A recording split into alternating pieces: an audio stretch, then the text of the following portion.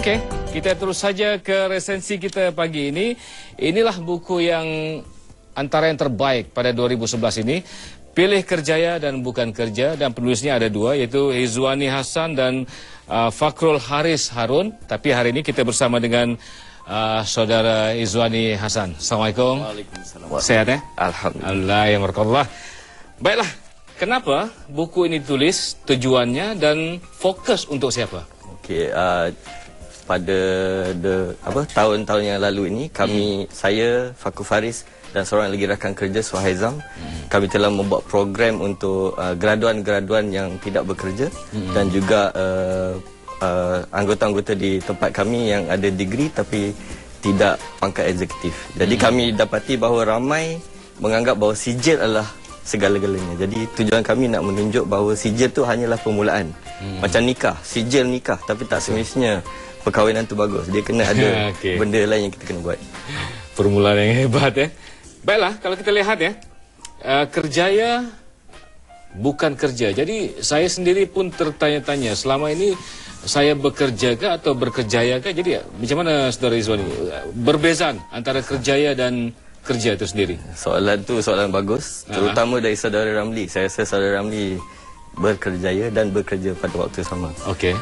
Ramai orang bila dia kerja dia nak makan gaji bayar bil, makan gaji bayar bil. Jadi saya rasa kerjaya tu kena lebih daripada itu.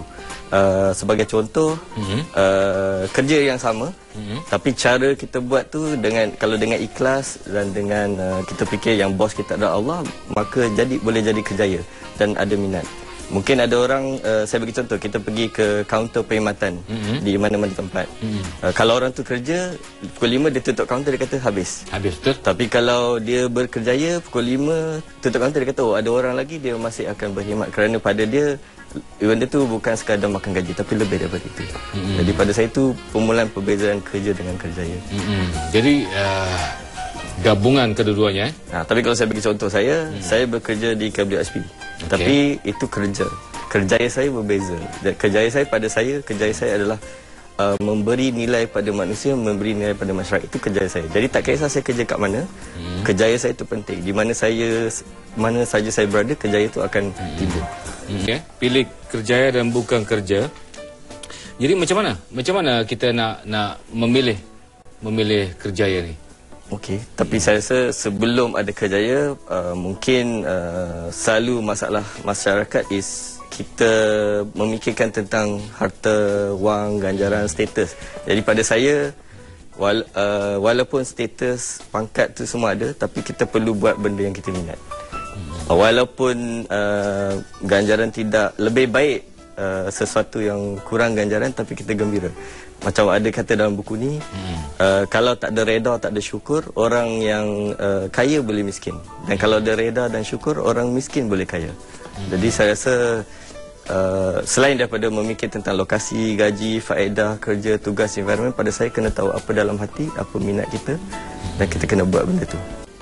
Harapan buku ini saya rasa soalan terakhir. Harapan buku ini. Harapan saya buku ni boleh membantu masyarakat. Dan kalau ada baik boleh buat, kalau tak baik tu boleh abaikan. Dan insyaAllah siapa yang guna ilmu mendapat keredaan Allah. Ada tak usaha untuk memperkenalkan buku ini di mana-mana institusi? Kami memang membuat ceramah di universiti dan kami sentiasa bersedia untuk membuat ceramah. Dan tak ada kos. Projek lepas ni? Dengan Cik Faris? Sebab kalau baca buku ni ada pembaca yang tanya ada tak buku lagi. Sebab ada macam contoh resume interview kita tak habis lagi. Jadi mungkin perlu buku lain untuk cover topik interview, resume dan sebagainya. Baiklah. Terima kasih banyak Cik Izwani. Terima kasih banyak Baiklah, dapatkan buku ni di pasaran ya. Pilih Kerjaya Bukan Kerja, daripada asas minda, asas fizikal sehinggalah ke roh kita dalam pekerjaan. Baca buku ini, insya-Allah anda akan menjadi seorang yang terbaik, antara yang terbaik manusia di muka bumi ini, insya-Allah.